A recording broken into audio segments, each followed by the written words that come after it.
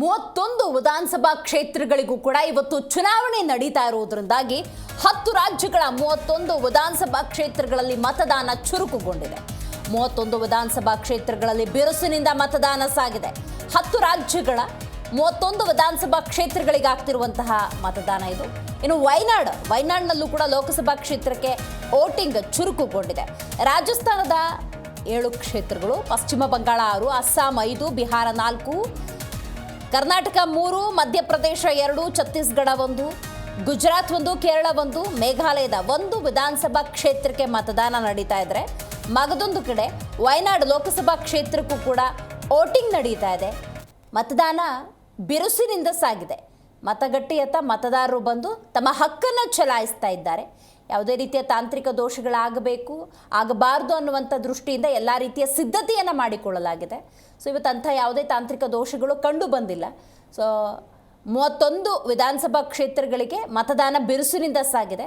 10 ರಾಜ್ಯಗಳ 31 ವಿಧಾನಸಭಾ ಕ್ಷೇತ್ರಗಳಿಗೆ ಒಂದು ಕಡೆ ವೋಟಿಂಗ್ ಆಗ್ತಾ ಇದ್ರೆ, ವಯನಾಡು ಲೋಕಸಭಾ ಕ್ಷೇತ್ರದಲ್ಲೂ ಕೂಡ ಮತದಾನ ಚುರುಕುಗೊಂಡಿದೆ.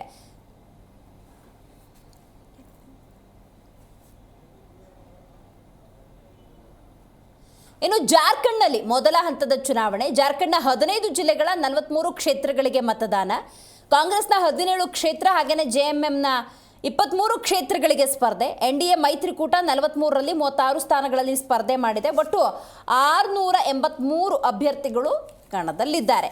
ಸೊ ಹಾಗಾಗಿ ಬೆಳಗ್ಗಿನಿಂದಲೇ ಮತದಾನ ಪ್ರಕ್ರಿಯೆ ಚುರುಕುಗೊಂಡಿದೆ. ಮತದಾರರು ಮತಗಟ್ಟೆಯತ್ತ ಧಾವಿಸಿ ಎಲ್ಲ ರೀತಿಯ ಚುನಾವಣಾ ಪ್ರಕ್ರಿಯೆಯಲ್ಲಿ ಭಾಗಿಯಾಗಿದ್ದಾರೆ. ಯಾವುದೇ ರೀತಿಯ ಗೊಂದಲಗಳು ಸೃಷ್ಟಿಯಾಗಬಾರದು ಆ ನಿಟ್ಟಿನಲ್ಲಿ ಸಿಬ್ಬಂದಿಯ ನಿಯೋಜನೆ ಕೂಡ ಮಾಡಲಾಗಿದೆ. ಅಹಿತಕರ ಘಟನೆಗಳು ನಡೀಬಾರದು ಈ ನಿಟ್ಟಿನಲ್ಲಿ ಭದ್ರತೆಯನ್ನು ಹೆಚ್ಚಿನ ರೀತಿಯಲ್ಲಿ ಒದಗಿಸಲಾಗಿದೆ.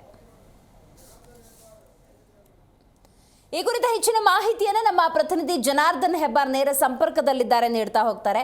ಜನಾರ್ದನ್, 31 ವಿಧಾನಸಭಾ ಕ್ಷೇತ್ರಗಳಿಗೆ ಸೇರಿದಂತೆ ವಯನಾಡು ಲೋಕಸಭಾ ಕ್ಷೇತ್ರದಲ್ಲೂ ಮತದಾನ ಯಾವ ರೀತಿ ಸಾಗಿದೆ? ಇಷ್ಟೊತ್ತಿಗೆ ಎಷ್ಟು % ಮತದಾನ ಪ್ರಕ್ರಿಯೆ ನಡೆದಿದೆ? ದಿವ್ಯಶ್ರೀ, ಈಗಾಗಲೇ ಮತದಾನ ಆರಂಭ ಆಗಿ ಸಾಕಷ್ಟು ಸಮಯ ಕಳೆದಿದೆ. ಪರ್ಸೆಂಟೇಜ್ ನಿಧಾನಗತಿಯಲ್ಲಿ ಏರಿಕೆ ಆಗ್ತಾ ಇದೆ. ಬೆಳಿಗ್ಗೆ 9 ಗಂಟೆ ವೇಳೆಯಲ್ಲಿ ಬರೀ 10% ಅಷ್ಟೇ ಮತದಾನ ಆಗಿತ್ತು ರಾಜ್ಯದಲ್ಲಿ ತೆಗೆದುಕೊಂಡ್ರೆ. ಬೇರೆ ಕಡೆಗೂ ಸಹಿತ ಅದೇ ರೀತಿಯಲ್ಲಿ ಸಾಗ್ತಾ ಇದೆ. ಭಾಳಷ್ಟು ಏನು ವೇಗವಾಗಿ ಏನು ಮತದಾನ ಪ್ರಕ್ರಿಯೆ ನಡೀತಾ ಇಲ್ಲ, ಅಷ್ಟೊಂದು ಸ್ಪೀಡಾಗಿಲ್ಲ. ಆದರೆ ಈಗ ಬರ್ತಾ ಸ್ವಲ್ಪ ಜಾಸ್ತಿ ಆಗ್ತಾ ಇದೆ. ಮಧ್ಯಾಹ್ನ 12-1 ಗಂಟೆ ಅಷ್ಟೊತ್ತಿಗೆ ಜಾಸ್ತಿ ಆಗ್ಬೋದು ಅನ್ನುವಂಥ ಒಂದು ನಿರೀಕ್ಷೆ ಇದೆ.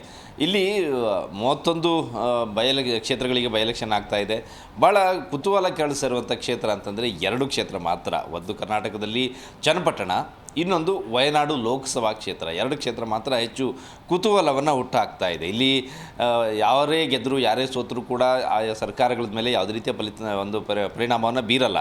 ಆದರೆ ಪ್ರತಿಷ್ಠೆಯ ಕಣ, ಕೆಲ ರಾಜಕೀಯ ನಾಯಕರುಗಳ ಪ್ರತಿಷ್ಠೆಯ ವಿಚಾರ, ಅವರ ಕೆಲವು ರಾಜಕೀಯ ವಿಚಾರಗಳಲ್ಲಿ ಭವಿಷ್ಯದ ವಿಚಾರ, ಹೀಗೆ ಇದೆಲ್ಲ ಇರೋ ಕಾರಣಕ್ಕಾಗಿ ಒಂದಷ್ಟು ಕುತೂಹಲವನ್ನು ಕೆಡಿಸ್ಕೊಳ್ತಾ ಇದೆ. ವಯನಾಡು ಕ್ಷೇತ್ರಕ್ಕೆ ಬಂದರೆ ದಿವ್ಯಶ್ರೀ, ಅಲ್ಲಿ 16 ಲಕ್ಷಕ್ಕೂ ಹೆಚ್ಚು ಮತದಾರರಿದ್ದಾರೆ. ಕಳೆದ ಬಾರಿ 2019ರಲ್ಲಿ ರಾಹುಲ್ ಗಾಂಧಿ ಅಲ್ಲಿ ಸ್ಪರ್ಧೆ ಮಾಡಿ ಗೆದ್ದಂಥ ಸಂದರ್ಭದಲ್ಲಿ ಸುಮಾರು 4 ಲಕ್ಷ ಚಿಲ್ಲರೆ ಓಟ್ನಲ್ಲಿ ಗೆದ್ದಿದ್ದರು.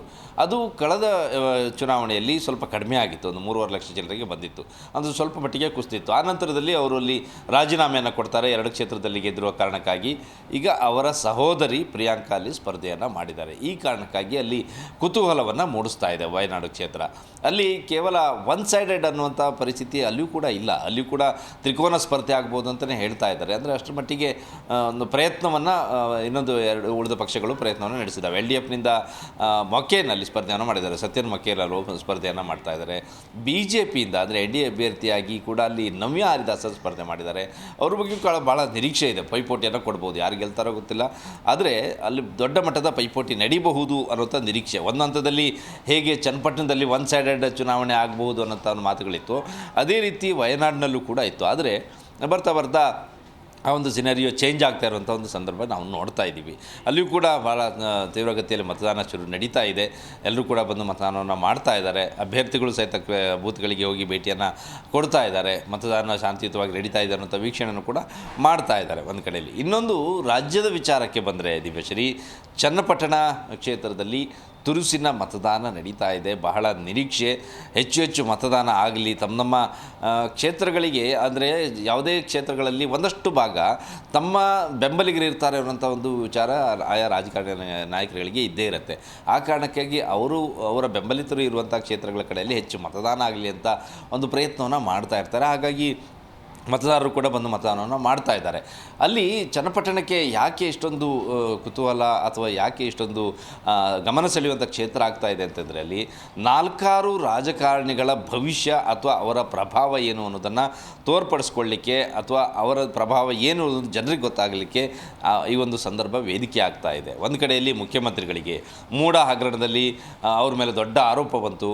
ಆ ಕಾರಣಕ್ಕಾಗಿ ಸಿದ್ದರಾಮಯ್ಯನವ್ರ ಮೇಲೆ ಕಪ್ಪು ಚುಕ್ಕಿ ಬಂತು. ಜನ ಇವರನ್ನು ತಿರಸ್ಕರಿಸ್ತಾ ಇದ್ದಾರೆ ಅಂತ ಒಂದು ಆರೋಪ ಬರ್ತಾ ಇದೆ. BJP ಮಾಡ್ತಾ ಇದೆ, JDS ಕೂಡ ಮಾಡ್ತಾ ಇದೆ. ಇನ್ನೊಂದು ಕಡೆಯಲ್ಲಿ DK ಶಿವಕುಮಾರ್ ಅವರಿಗೆ ಕಳೆದ ಲೋಕಸಭಾ ಚುನಾವಣೆ ಸಂದರ್ಭದಲ್ಲಿ ಅವರ ಸಹೋದರ DK ಸುರೇಶ್ ಸ್ಪರ್ಧೆ ಮಾಡಿ ಸೋತ ನಂತರದಲ್ಲಿ DK ಶಿವಕುಮಾರ್ ಅವರಿಗೆ ದೊಡ್ಡ ಹಿನ್ನಡೆ ಆಯಿತು. ಸರ್ಕಾರದಲ್ಲಿ ಕೂಡ ಮುಖ್ಯಮಂತ್ರಿ ಸ್ಥಾನದ ರೇಸ್ನಲ್ಲಿರುವಂಥ DK ಶಿವಕುಮಾರ್ ಅವರಿಗೆ ದೊಡ್ಡ ಹಿನ್ನಡೆ ಆಯಿತು. ಈ ಕಾರಣಕ್ಕಾಗಿ ಈ ಬಾರಿ ಶತಾಯಗತಾಯ ಅಲ್ಲಿ ಗೆದ್ದು ತನ್ನ ಪ್ರಭಾವ ಇದೆ ಇನ್ನು ಅನ್ನೋಂಥದ್ದನ್ನು ಜನರಿಗೆ ತೋರಿಸ್ಕೊಡ್ಬೇಕಾಗಿದೆ. ಇವನ್ ಹೈಕಮಾಂಡ್ಗೂ ಕೂಡ ತೋರಿಸ್ಕೊಡುವಂಥ ಸಂದರ್ಭ ಇದು. ಆ ಕಾರಣಕ್ಕಾಗಿ DK ಶಿವಕುಮಾರ್ ಅವರಿಗೂ ಸಹಿತ ಇಲ್ಲಿ ಗೆಲುವು ಅನಿವಾರ್ಯ ಅನ್ನುವಂಥ ಪರಿಸ್ಥಿತಿ ಇದೆ. ಇನ್ನೊಂದು ಕಡೆಯಲ್ಲಿ ಕುಮಾರಸ್ವಾಮಿ ಅವರಿಗೆ ಕೇಂದ್ರ ಸಚಿವರಾಗಿದ್ದಾರೆ, ಅವ್ರದ್ದೇ ಕ್ಷೇತ್ರ ಆಗಿತ್ತು. ಅಲ್ಲಿ ಲೋಕಸಭಾ ಚುನಾವಣೆಗೆ ಸ್ಪರ್ಧೆ ಮಾಡೋ ಕಾರಣಕ್ಕಾಗಿ ಗೆದ್ದ ನಂತರದಲ್ಲಿ ರಾಜೀನಾಮೆಯನ್ನು ಕೊಟ್ಟರು. ಈಗ ಅವರ ಮಗನೇ ಕಣಕ್ಕಿಳಿದಿದ್ದಾರೆ.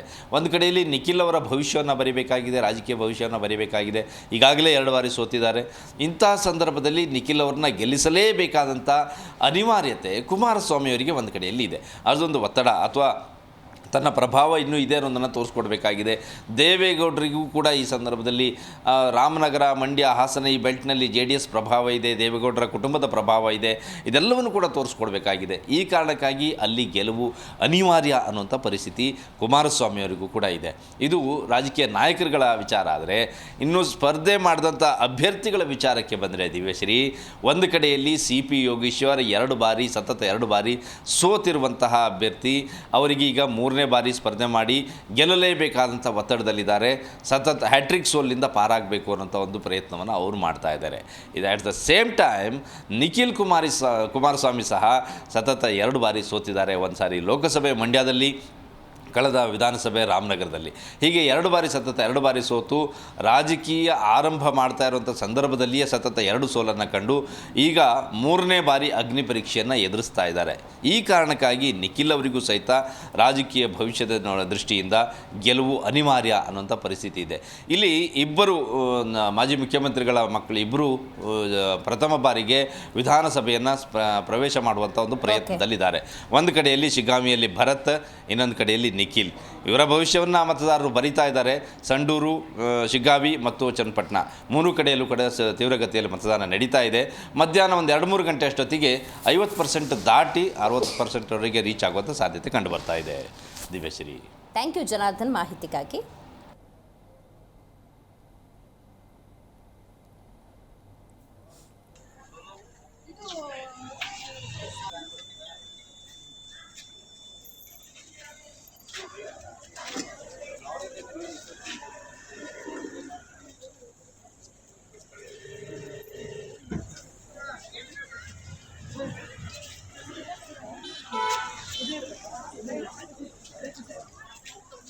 ನಮಸ್ತೆ ಸರ್, ನಾನು ವಿಡಿಯೋದವರು ಕ್ಯಾಮ್ರಾಮನ್ ರಮೇಶ್ ಅಂತ ಹೇಳಿ ಮಾತಾಡೋದು. ಇದು ಪಿಂಕ್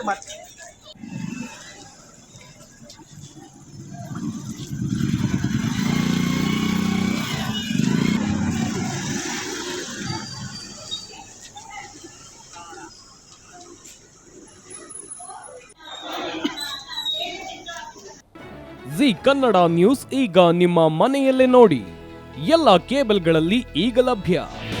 ನಿಮ್ಮ ನೆಚ್ಚಿನ ಜಿ ಕನ್ನಡ ನ್ಯೂಸ್ ಈಗ ಸನ್ ಡೈರೆಕ್ಟ್ ನಲ್ಲಿ number 292, Tata play number 1664, Jio TV number 1334, NXT digital number 30, in cable number 30, city networks 51, U digital number 162, GTPL number 17, Rockline telecommunications number 42, Shri Basaveshwara cable number 168, rural cable network 60, Vinayaka digital 57, Abhishek cable 821, city channel 53, Siddeshwara cable network 57, V4 digital Infotech 628, Surya digital networks 53, Gajanan digital number 836, Malnad Infotech Private Limited number 56, Metrocast number 830, victory digital number 167ರಲ್ಲಿ ನೋಡಿ ಆನಂದಿಸಿ.